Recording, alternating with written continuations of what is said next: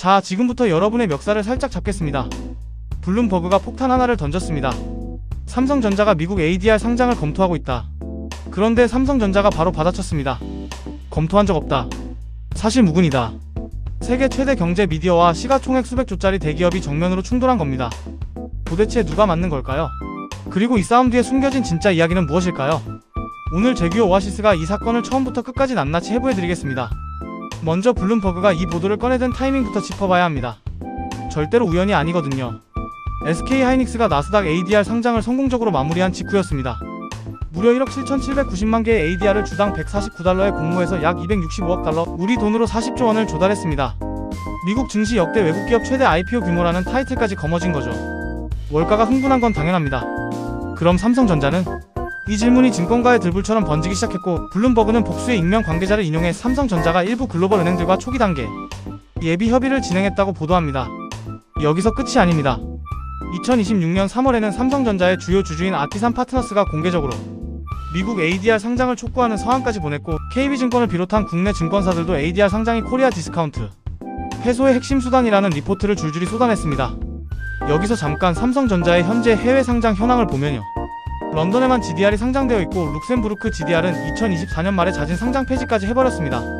세계 자본의 중심인 뉴욕에는 발을 들이지 않은 거죠.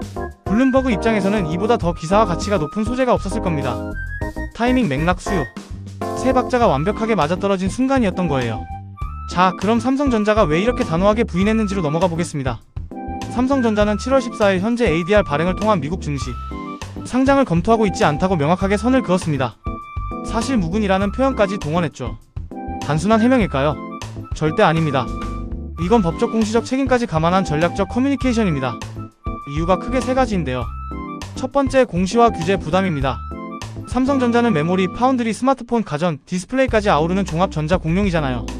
미국 증시에 정식 상장하는 순간 각 사업 부문에 대한 세세한 공시를 미국 기준으로 맞춰야 하고, ESG와 노동 이슈까지 미국 투자자와 법원의 감시를 받게 됩니다. 최근 국내 노사 분쟁 이슈가 있는 상황에서 이건 경영진 입장에서 정말 달갑지 않은 시나리오죠. 두 번째, 사실 자금 조달이 급하지 않다는 겁니다.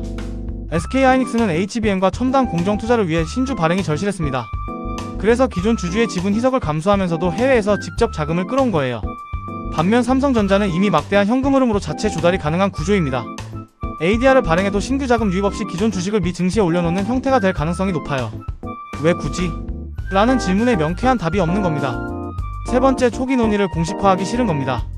은행이나 자문사와의 가능성 탐색 수준의 대화를 외신이 보도해서 공식화하면 한국과 미국 양쪽 규제기관의 이목을 동시에 끌게 됩니다. 회사 입장에선 가장 피하고 싶은 시나리오 중 하나죠. 정리하면 삼성전자의 부인은 거짓말이 아니라 신중함에 더 가깝습니다. 아직 공식화할 단계가 아닌 것들을 공식화하지 않겠다는 의지의 표현인 거예요. 그렇다면 이제 핵심 질문으로 가봅시다. SK하이닉스는 공격적으로 나스닥에 상장했는데 삼성전자는 왜 다른 선택을 하는 걸까요? 한마디로 처한 상황이 근본적으로 다르기 때문입니다. SK하이닉스는 1억 7,790만 개 ADR 발행으로 약 265억 달러를 조달하는 공격적인 글로벌 증자형 IPO 전략을 택했습니다. AI용 HBM 메모리와 첨단 공정 투자를 위한 자금이 절박했고, 기존 주주의 지분 희석을 감수하면서도 성장 재원을 직접 확보하는 선택을 한 거예요. 나스닥 티커 SKHY로 거래를 시작하며 글로벌 AI 테마의 정중앙에 서는 전략과도 완벽하게 맞아떨어졌죠. 반면 삼성전자는 이미 OTC 시장에서 미등록 ADR이 거래되고 있어서 기술적 장벽이 크지 않지만 그렇기에 추가 상장의 실익도 제한적인 상황입니다.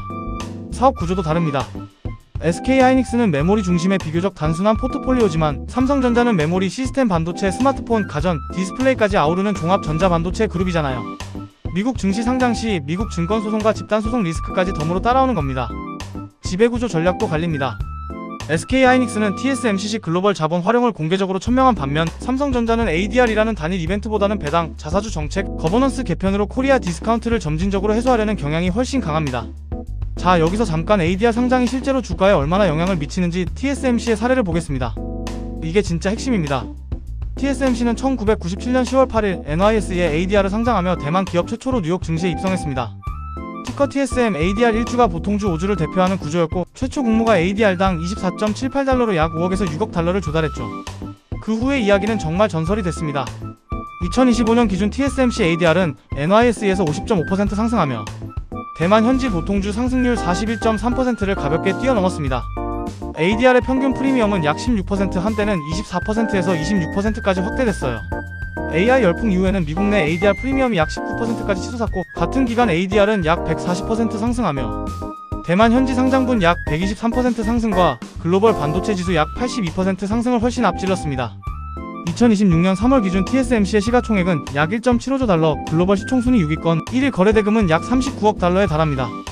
실제로 SK하이닉스가 ADR 상장을 검토할 때 TSMC의 16%, 프리미엄과 ADR 상승분의 약 4분의 3이 본주에 반영된다는 데이터를 적용해서 보통주 기대 수익률을 최소 8%에서 18%로 추정했을 정도입니다.